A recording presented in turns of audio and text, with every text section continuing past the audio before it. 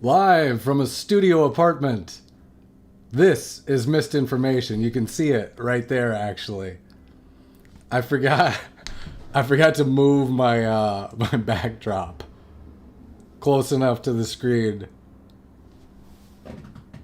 So shitty. There's just a guitar and a bed poking out. Here, it just needs the angle. That's my couch, a boxing glove, and don't worry about that. Some salt. It's pretty good. At the style tonight. I got these like summer suits I bought recently. This is kind of a cool one. It's a little Havana cigar colored suit. I do just look like a Havana guy standing on the street. I should have a cigar all day long. Anyways, let's pull up the chat, see what you guys are up to. I got a good show coming up tonight. We got AOC. AOC is very obviously running for president. She's trying to distance herself from some of the crazier shit she's said over the last several years. So we had her doing that tonight. We'll kind of break that down. Let me get the lights down too. Far too bright. Okay. And what else? Fauci. New evidence that Fauci knew that COVID vaccines were going to be dangerous for pregnant women and still pushed them, still went forward with it. So people are calling for his prosecution. And Candace has an update on the debate. Looks like that debate's going to happen. So we'll get into that stuff in a second. But first, some jokes. Sorry, I'm still pulling up the chat.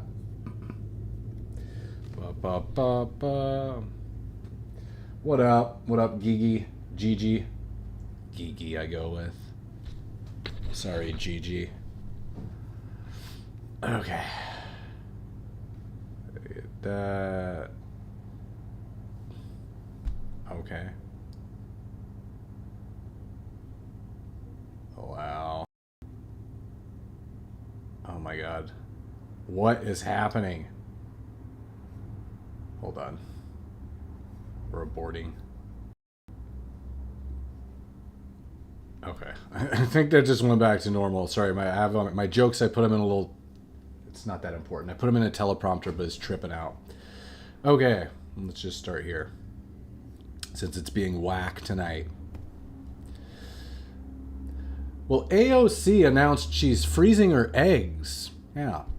Yeah, she said as a young liberal female running for president, she'd prefer to wait until after the election to have her first abortion. Yeah. You don't want to get that first abortion too soon. Yeah. As a liberal female candidate for president. Well, Fauci is facing calls for prosecution after texts revealed he was aware of the risk of miscarriage from the vaccines. Yeah.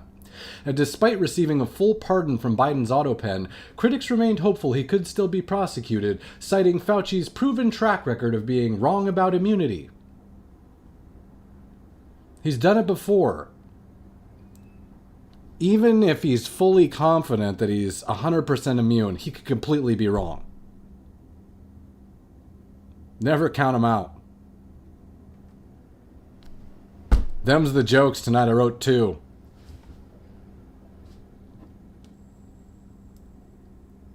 They're free. Whatever. Okay, what we got? So, let's pull up the news. Is this working? Yes. Okay, so this is tonight's top story. Oh my God, why is everything tripping?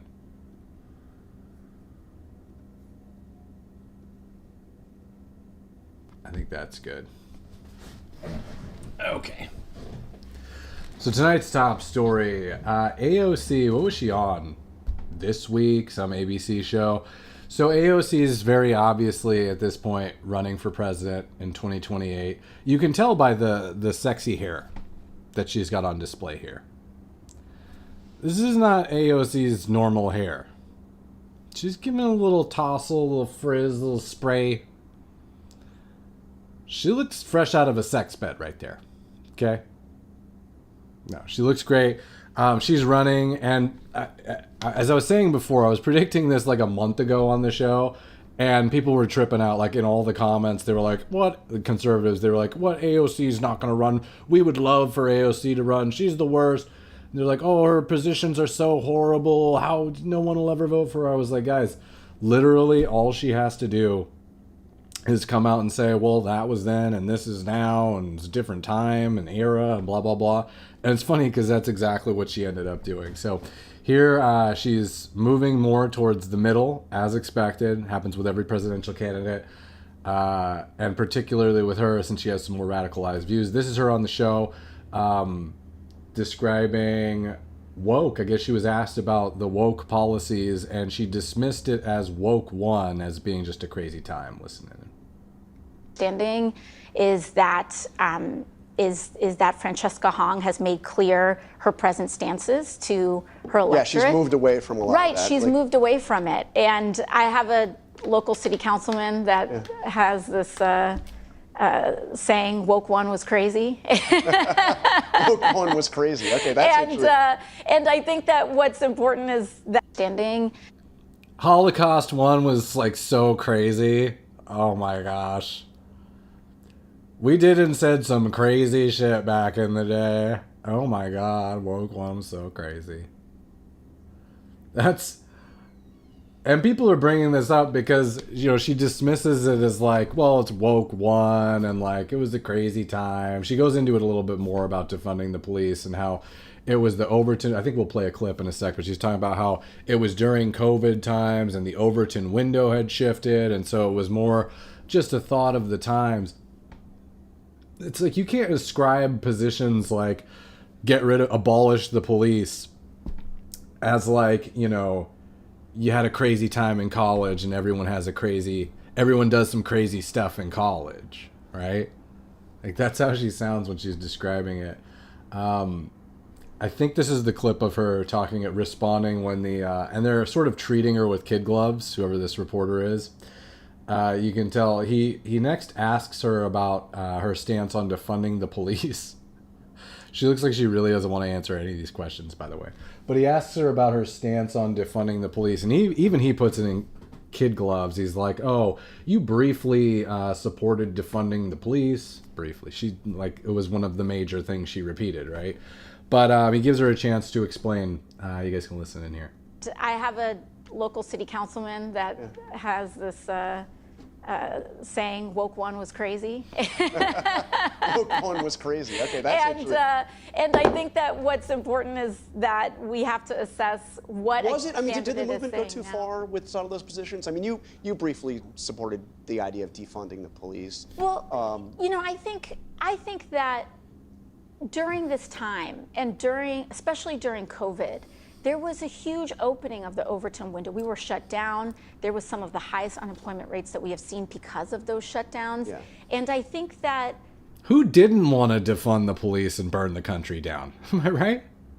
The doors were really open in trying to entertain any and every policy that was going to get us to a better place. And I actually think that the discussions that were had in that time were quite fruitful. I think that when we talk about crime today, it's fundamentally different than the way that we talked about crime in bringing crime down, right?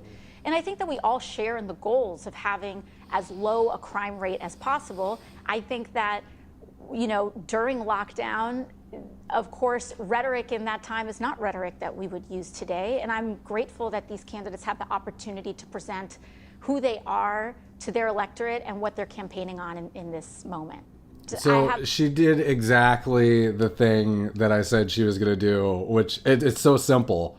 She just goes, oh yeah, well that was then and this is now. We all did some crazy stuff during COVID times, right?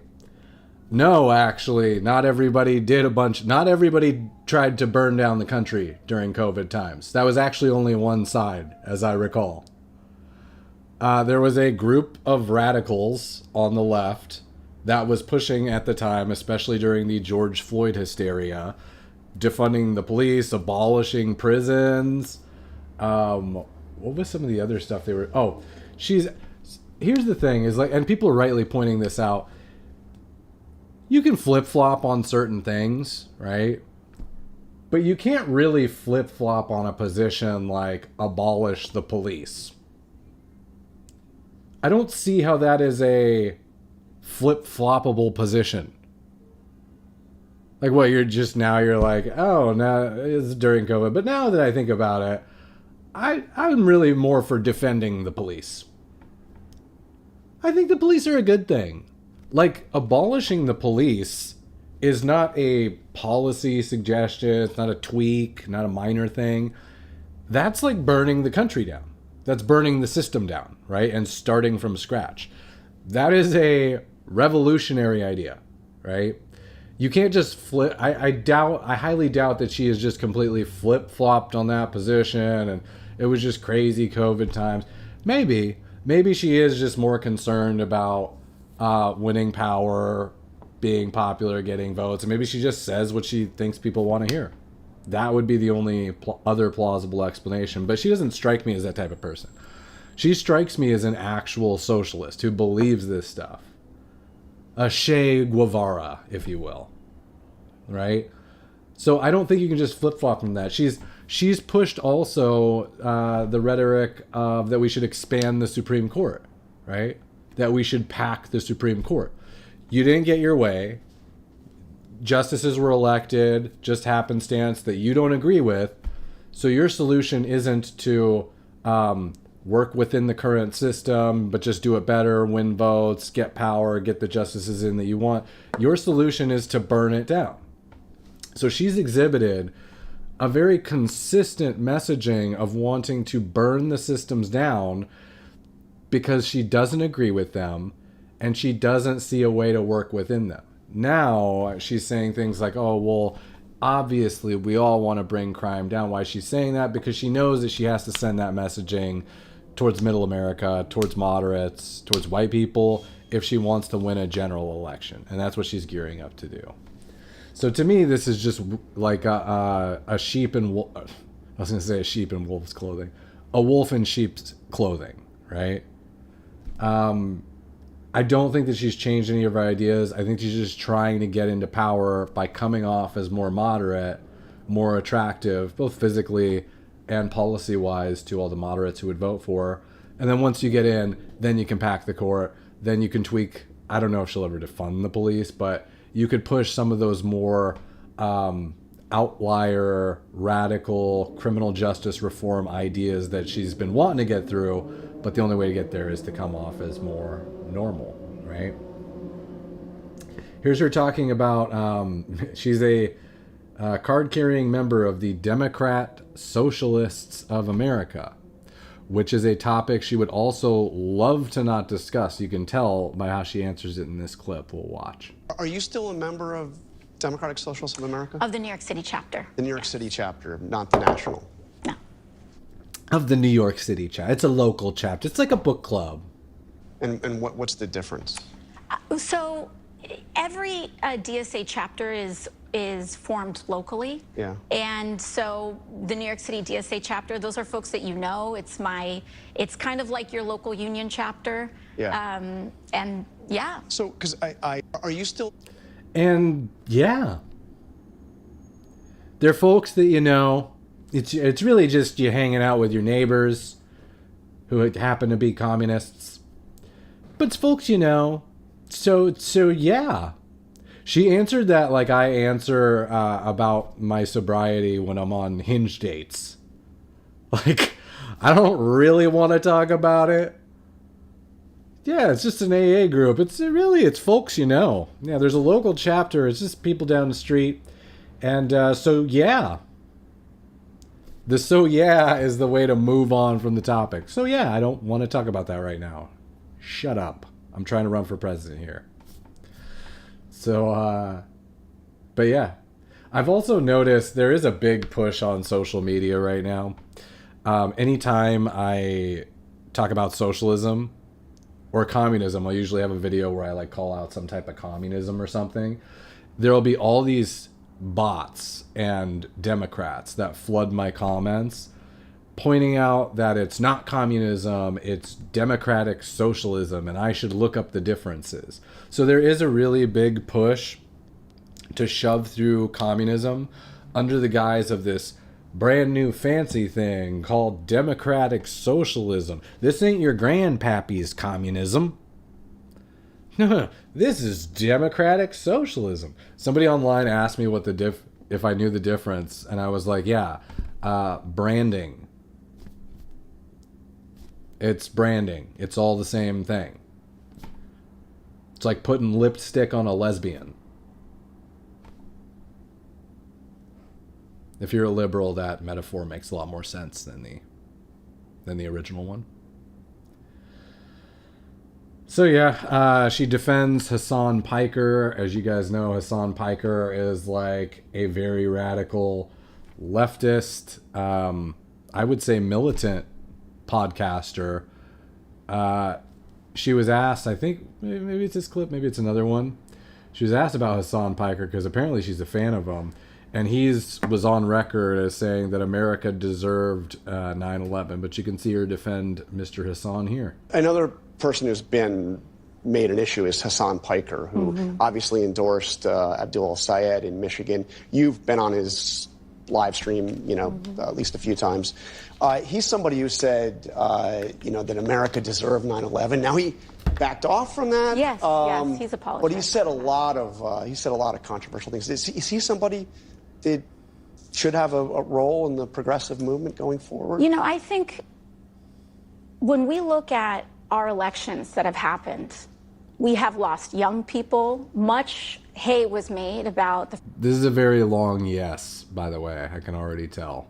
And by the way, you don't get to apologize for saying that America deserved 9/11. You should get the fuck out. fact that we lost young men in the last election. And many of the same consultants that are wringing their hands today were the same ones talking about how we need to go on Joe Rogan and we need to be not so, willing to engage in cancel culture. And I think that the flip-flopping on this is a tactical debate that they may be having. I think the fact of the matter is that Democrats can go on Joe Rogan, Democrats can go on Fox News, Democrats have a responsibility to build a winning coalition, and young people are engaging in mediums and conversations that we have a responsibility to attend to and be responsive to. And do you support the podcast guy who said that America deserved 9/11 being a voice for your party? Yes or no? It's been like a minute talking about every podcast they could possibly go on. She obviously likes the guy. Maybe that's who she's saving her eggs for. Maybe. Hassan might Piker. You never know. And even right now, when we look at this insurgent wave of what is happening, oftentimes when people are doing that Monday morning quarterbacking and what demographics voted where, the big one that's being ignored is the generational tidal wave. Tsunami. You see it in the polling. It's significant. Millennials are not, punk kids anymore. Yeah. We're grown adults with mortgages and kids. Interesting because she's using the royal we. She just froze her eggs, which is the other topic. We'll kind of get into it in a second. Has no kids currently. Here's Shoe on Head. This is like a person, if you don't know who that is, she's kind of a cool person online. She says, haha, woke one was crazy, but if you said woke one was crazy during woke one, you were a fascist, racist, Nazi. So whatever progressive politicians are talking about right now, they'll just woke two was crazy it away in 5 years. Incredible stuff. Unfortunately, yeah, that's how easy it is, basically. It's exactly what I was saying is she doesn't, the reality is people aren't going to vote for someone based on what they said 5 years ago. They're going to vote for someone based on their charisma. And that's the dangerous thing about AOC is she is really the perfect delivery mechanism for communism in the United States, because it comes wrapped in a pretty little bow. It comes wrapped as like the girl next door who, you know, seems smart. I know you guys think she's stupid, but she's smart enough to get to where she is. Pretty, very charismatic, can speak well. And, you know, what's the saying about the devil? The devil doesn't come like looking like the devil comes like dressed in nice clothes, like a gentleman or something. That's sort of what's happening here for me is the devil doesn't look like the devil, so it's easier for them to rise to power. Not that she's literally the devil, right? But I don't agree with a lot of her ideas. Here's her on freezing her eggs. This was the other thing that happened today. Don't be weird about this, even though I know all of you will be. Okay.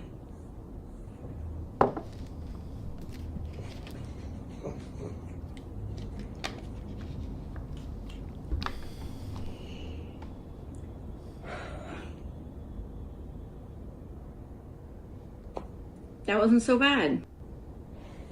She is very charming when she's on like social media. She has a good way of connecting with people and doing sort of like down to earth stuff that would make you relate to her, right? Which is why this is a little bit disturbing to me. So, you know, AOC is in a weird window of life where she obviously has ambitions to run for president. That window is closing, right? She's basically got to take this shot coming up in 2 years in 2028. At the same time, because it only comes up every 8 years potentially, right? Maybe every 16 years. So this is her window. It's closing. At the same time, so is her fertility window, right? She's 37. So in another 2 years, she's pushing 40. That's pretty much towards the latter end of the fertility window, right? So she's faced with this dilemma. What does she do? Because she hasn't had a kid yet. Obviously she wants to, or to keep her options open. So she's freezing her eggs. And she's pushing this as like a big, you know, body autonomy. Women should be able to decide when they have children, all within the means of their bodies and everything. Here's my very unpopular opinion on this. I know it's very unpopular.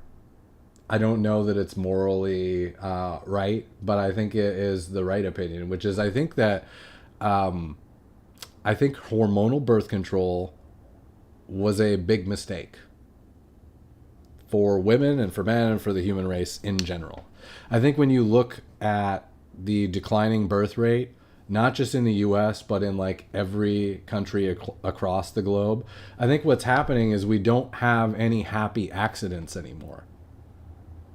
Do you guys remember hearing that phrase at all when you were growing up? Like, parents would always talk about their kids, like, oh, how'd you have your first kid? And they're like, oh, he was our happy accident, right? Oh, he's the best mistake we ever made, right? That's how they would talk about their kids. And I think the problem is when you give people so much choice of like narrowing down exactly what guy they're going to have a kid with, exactly when they want to have a kid. Oh, maybe they want to work for another decade more and be a boss bitch and have the money too, so they can make just as much as a man and still have the family. They can push it till close to 40 if they want, right? What happens is people never make that decision. They just push it off and push it off and push it off. And so there's no more happy accidents anymore. Turns out that the main way of having kids was by mistake, right? Like, who's going to choose to have a kid? It is a huge inconvenience. It sounds horrible. The only way you have kids is by mistake. And it just doesn't really happen anymore, right? You have AOC here, right? Who's a beautiful, intelligent woman. She's been engaged to her boyfriend for the past 4 years, since 2022, right? They haven't got married yet. She's been dating him since college. So what is that, like a decade? And yet, and I understand even for her, it's like she's got this, you know, she's like the final boss battle of boss bitches, right? If she can become the first female president of the U.S., that's the final boss bitch, right?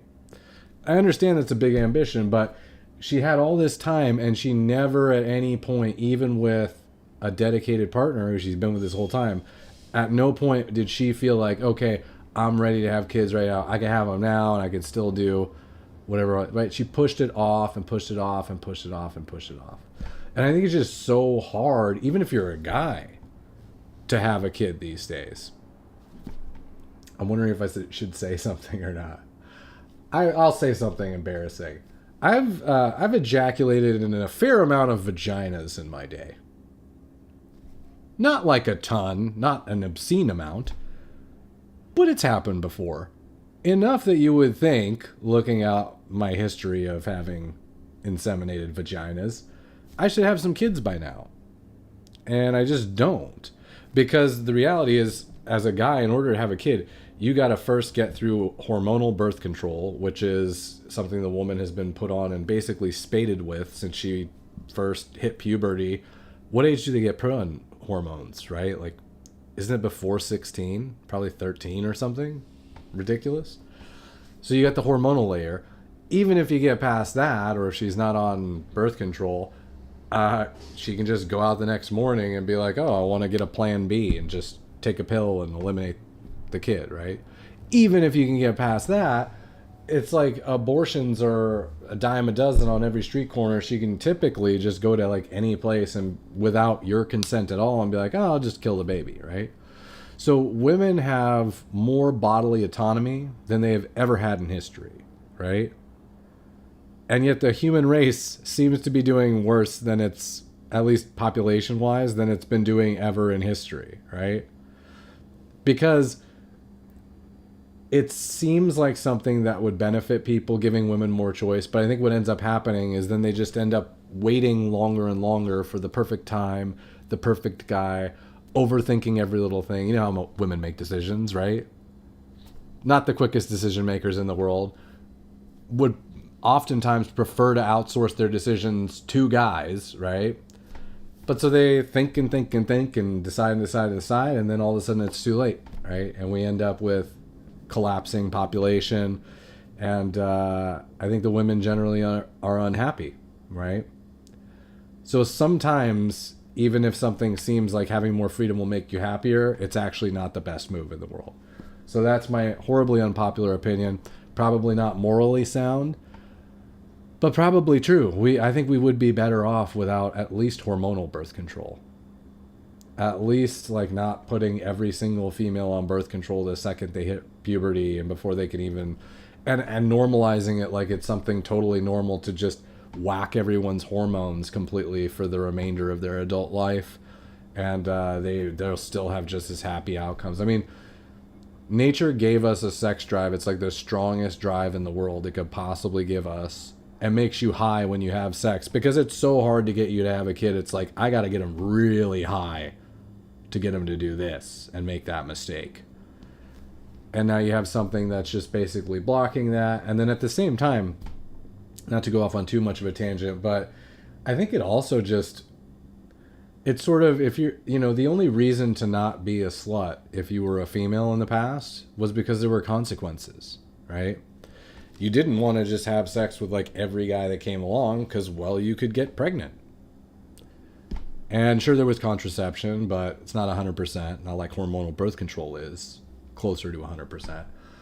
So, you really had to be a little bit more scrutinizing about who you hooked up with. And I think sex meant a little bit more because there actually were those consequences back in the day. Whereas now I feel like everybody's just like, it's just soulless, right? Like, sure, it's fun to have sex, right?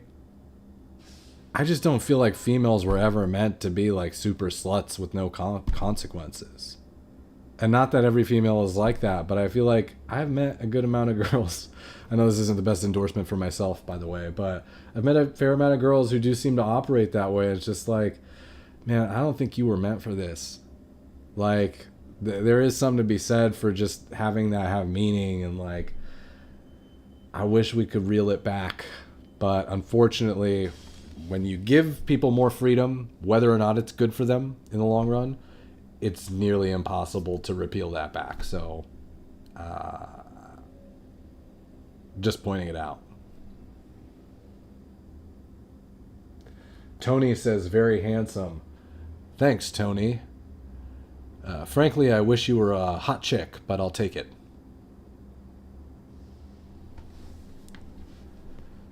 All right.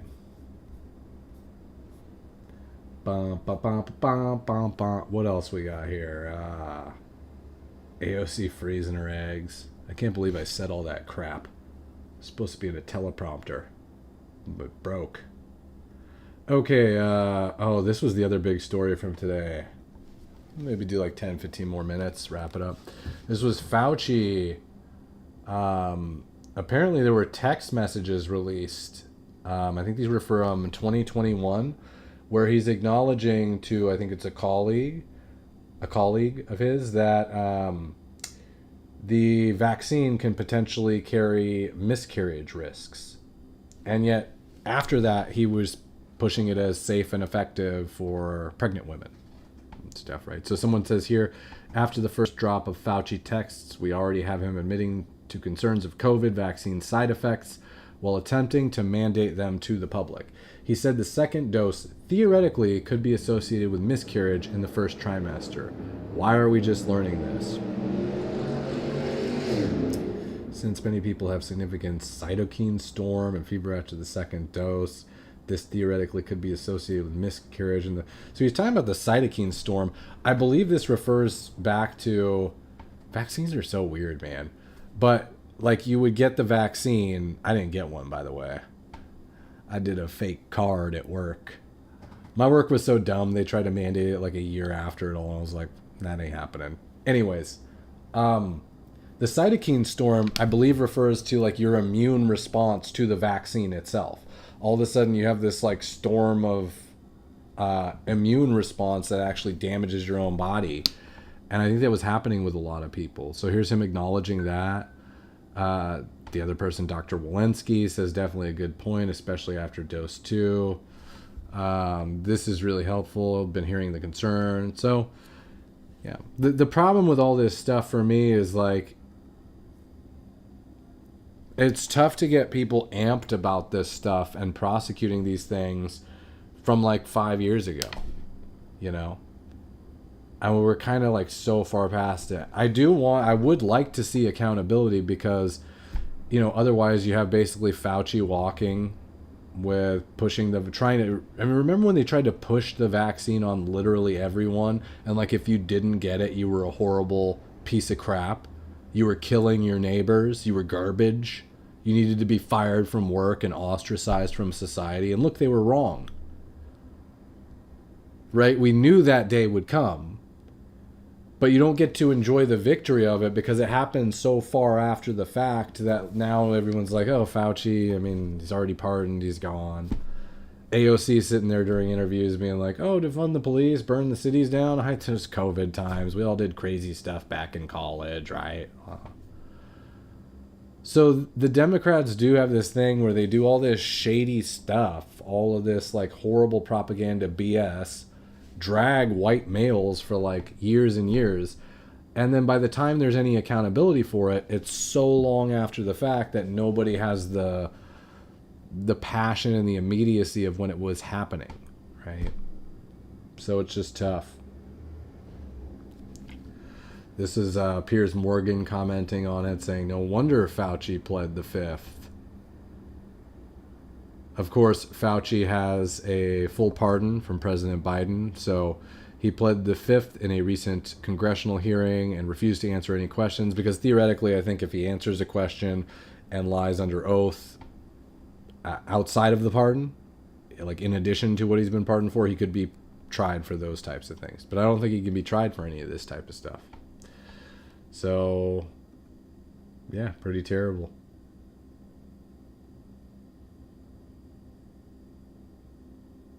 It's just crazy to think about that. Okay, so it looks like Candace is going to do the debate with Andrew Wilson. This is like some guy. I don't even know who Andrew Wilson really is. He was like on the Whatever podcast. I guess he's just like a good debater. The master debater.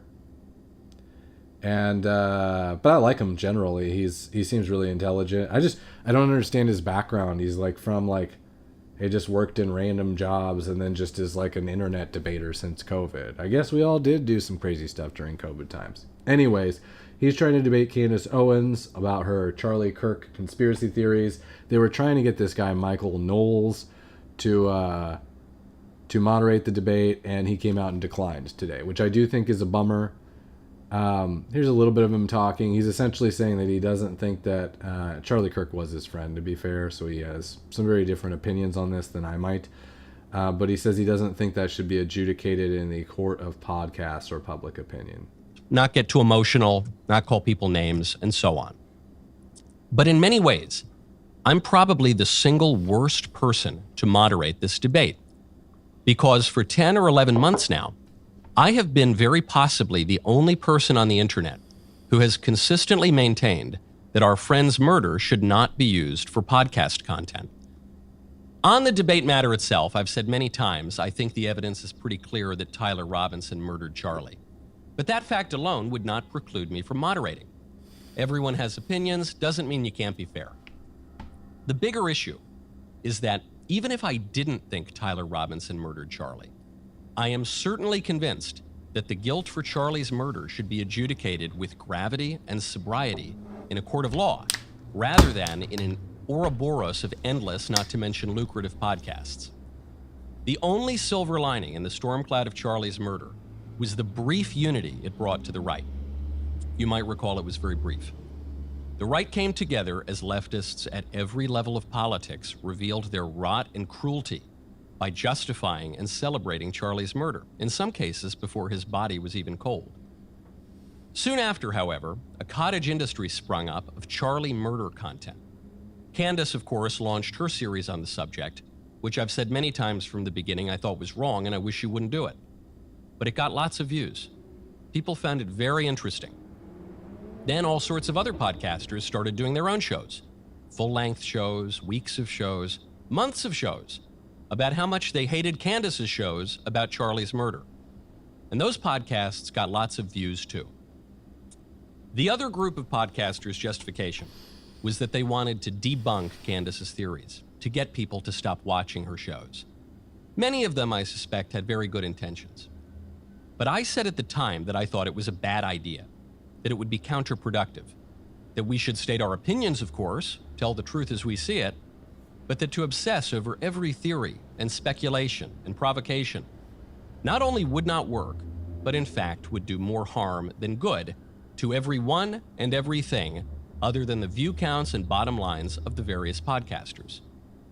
I predicted that this issue would only be resolved in a court of law, that opinions would only be changed by the prosecution and the defense, the sort of thing we began to see in the pretrial hearing last month, that all the rest of it was noise at best, and at worst, a very dark form of entertainment. Basically, everyone ignored my opinion, and many people harshly criticized me for suggesting it. But here we are, 11 months later, and despite innumerable podcasts on the subject, the matter has not been resolved. The rancor has gotten worse. The appetite for the Charlie murder industry is higher than ever. So, this debate will be the Super Bowl of Charlie murder content. Millions of people will watch it, lots of money will be made, lots of opinions will be put forward. And I strongly suspect that this too will fail to put the matter to rest. Yeah, I mean, he's got some super valid points. I totally understand him, especially being a friend. I agree with him largely, too. I hate the fact that Candace is basically profiting off of making, like, what to me is just a murder mystery show about apparently her friend's murder, which I can't believe that she genuinely believes some of the conspiracy theories that she's saying. I just think it's really... I mean, I commend her for having the ability to get so many clicks and so many views on her content, but to me, it's just like, how much do you have to sell your soul to do that when you're selling out your arguably best friend in the world who was killed, and you're muddying the waters of a trial that's taking place against, I mean, what we would assume is the guy that confessed to the murder, a trans sympathizing leftist, not that hard to connect the dots. But, you know, you're trying to get the guy off. It just seems completely morally bankrupt to me. So, yeah, kudos to Michael Knowles for not stepping in. Although I do think that he would have been a helpful voice in this debate. And who are we kidding? We're going to watch the debate. If the debate actually happens, I will 100% be watching it. It's just because I would love for somebody to shut her up and to call her out for all of the BS. Although I don't think it would change anything amongst her fans. I think the people that believe in those conspiracy theories, they're not really subject to logic. No one is really. Any of these people, myself included. But they're just going to keep on believing what they believe. So he's probably right. People are just making money off of it. All right. I think that's about it for tonight. Yeah, we'll end it there. And, let me check. Let's see if we got any comments. I know there ain't going to be no comments, but we'll check anyways. I can see, there's like, let's see what's going on. I don't know how to get the chat up here, actually. Yeah, I need to put the chat back in the thing. Okay, well, that's pretty good for tonight. I will see you guys tomorrow.